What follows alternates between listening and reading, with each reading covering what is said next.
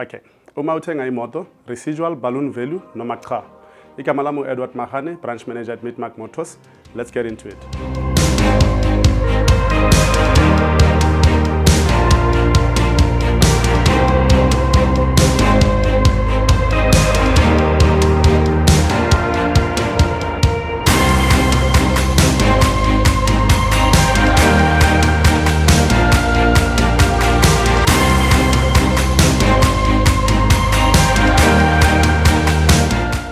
Okay, asibheke sizosebenzisa ama-example ayi-2.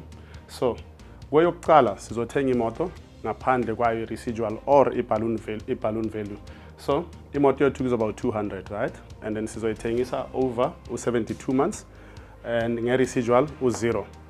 And kule 72 months i-interest ezoyisebenzisa kuwo ama-example wonke kuzoba u-8%. So, ku-residual value 8% nalena ngana residual value sizoyenza kube 8%, right?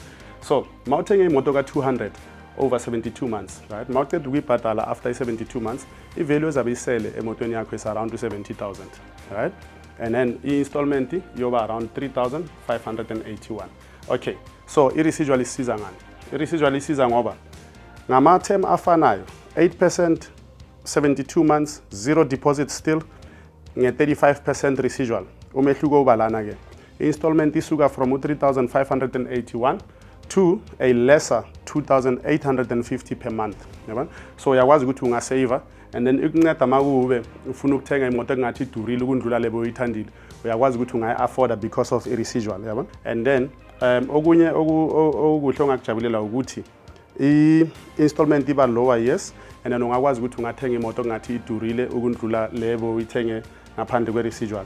And then okunye futhi ukuthi imoto ungakwazi ukuthi uyisetlile, ungayi-trader in or ungayi-finance. Okukhona nje ukuthi i-mileage mele nje i-remain around 25 per year. Okay, esikwenzayo ku-masterclass ukuthi sifundise emakhaya around imoto industry nokuthenga imoto. Makube le information yakusebenzela, pressa i-subscribe button, uringe ne-bell, sizokuthumela ama-video every time masirecorda. Ngibonge emakhaya.